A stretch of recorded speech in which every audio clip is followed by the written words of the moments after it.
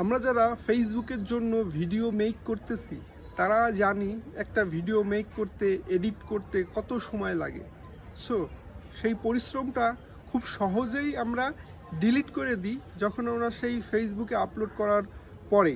এটা কেন করি? আমরা তো সেই সেম ভিডিওটা ডিফারেন্ট প্ল্যাটফর্মেও আপলোড করে আমরা আমাদের রিকগনাইজেশন বলুন বা ফেসের যেই পরিচিতি বলুন সেটা কিন্তু বৃদ্ধি করতে পারি।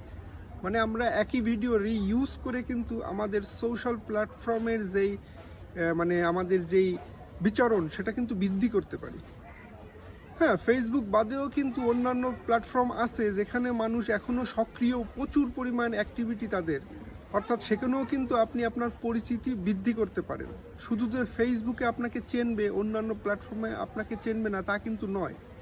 আপনি একটা ভিডিও যখন আপলোড করবেন তখন ওই সেম ভিডিওটাই কিন্তু অন্যান্য ডিফারেন্ট প্ল্যাটফর্মে আপনি আপলোড করতে পারেন। আমরা এখানে সেম যেভাবে টাইটেল, ক্যাপশন, ডিসক্রিপশন, হ্যাশট্যাগ ব্যবহার করি, সেমভাবে কিন্তু আপনি ওখানেও ব্যবহার করতে পারেন, এতে কোনো সমস্যা নেই।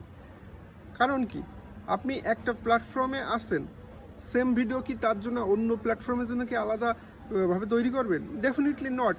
আপনার এটা কোনো প্রয়োজন নেই। আপনি একই ভিডিও দিয়ে প্রচুর প্ল্যাটফর্মে আপনি আপলোড করতে পারেন। কারণ কি? কারণ হচ্ছে কি যে এক একজনের কোম্পানি কিন্তু এক একটা। সো ডিফারেন্ট কোম্পানি, ডিফারেন্ট পিপুল থাকবে, এটাই স্বাভাবিক। আপনি এখানে আপনার ফ্যান ফলোয়ার বৃদ্ধি করতেছেন, অন্যান্য প্ল্যাটফর্মেও আপনি যখন আপনার ভিডিওগুলো কন্টিনিউয়াসলি আপলোড করবেন দেখবেন ওখানেও 1-2 জন করে আপনার ফ্যান ফলোয়ার কিন্তু হতে থাকবে। সো এতে কি হবে? আপনার কিন্তু যে পরিচিতিটা বৃদ্ধি পেতে পারে, আর পরবর্তী একটা পর্যায়ে যখন দেখবেন যে আপনি কোন প্ল্যাটফর্মে বেশি পরিচিতি পাচ্ছেন, সেই প্ল্যাটফর্মের যেই ফ্যান ফলোয়ার আপনার তৈরি হয়েছে সেটাকে কিন্তু ডাইভার্টও করে নিয়ে আসতে পারবেন যে কোনো প্ল্যাটফর্মে। দেখা গেল আপনি ফেসবুকের প্ল্যাটফর্মে অনেক ফ্যান ফলোয়ার পেয়েছেন, আপনার ভালো নাম, ফেম হচ্ছে, বাট অন্য প্ল্যাটফর্মে আপনার তেমন একটা ফেম নেই। তাতে কি হয়েছে? আপনি এই ফ্যান ফলোয়ারদের বলতে পারেন যে আমার অমুক জায়গায় এরকম অ্যাকাউন্ট রয়েছে, সেখানেও কিন্তু আমি ভিডিও মেক করি। এটা কিন্তু একটা ভালো বিষয়। আর আপনি এটা যদি করতে পারেন, আপনার কিন্তু ফ্যান ফলোয়ারের পরিমাণ বৃদ্ধি পেতে পারে, আর আপনার যেই রিকগনাইজেশনের যেই টেন্ডেন্সি থাকে সেটা কিন্তু আমরা অনেকটাই পেতে পারি। এখন কথা হচ্ছে কত সময় দেবেন। আপনি তো এই ফেসবুক প্ল্যাটফর্মে প্রচুর পরিমাণ সময় দেন, অন্য প্ল্যাটফর্মে তো আমাদের সময় দেওয়ার কোনো এখতিয়ারও থাকে না। হ্যাঁ, মানে হাতেই সময় থাকে না। আমি বলবো যে খুব যে বেশি সময় দিতে হবে তা কিন্তু নয়। আপনি 10 মিনিট, 5 মিনিট বা আধা ঘন্টা সময় আপনি ব্যয় করতে পারেন অন্যান্য প্ল্যাটফর্মে। দেখবেন এই একটুখানি সময় ব্যয় করতে করতে আপনার দেখবেন প্রচুর পরিমাণ অ্যাক্টিভিটি বৃদ্ধি পেয়েছে, আর সেখানে প্রচুর পরিমাণ ফ্যান ফলোয়ার তৈরি হয়েছে। এখন যেন তেন ভিডিও আপলোড করে তো আপনি ফায়দা পাবেন না।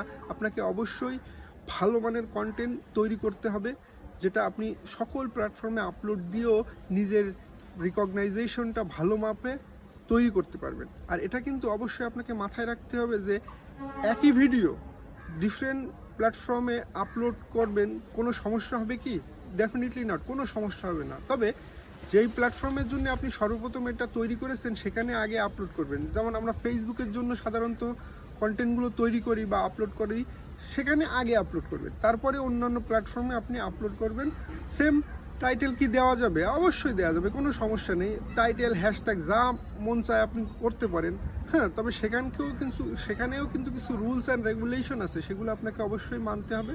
সেই মেনে আপনি যদি কন্টিনিউয়াসলি কাজ করতে পারেন, 100% দেখবেন আপনি এই অন্যান্য প্ল্যাটফর্মের থেকেও সফলতা পাবেন। শুধু যে একটি প্ল্যাটফর্মের থেকে আপনার সফলতা পেতে হবে তা কিন্তু নয়, অন্যান্য প্ল্যাটফর্মের থেকেও আপনি কিন্তু সফলতা পেতে পারেন, আর অলরেডি অনেকেই সফলতা পাচ্ছে। সো আমরা এটা অবশ্যই একটা ভিডিও মেক করার সময় এটা অবশ্যই আমরা মাথায় রাখবো, আর আমাদের ভিডিওগুলো যেন দর্শক বা আমাদের যে অডিয়েন্স আছে সেগুলো যেন পছন্দ করে সেটাও মাথায় রেখে আমরা কন্টিনিউয়াসলি কন্টেন্ট তৈরি করতে থাকবো। সো আজকের ভিডিওটা এই পর্যন্ত। ধন্যবাদ সবাইকে।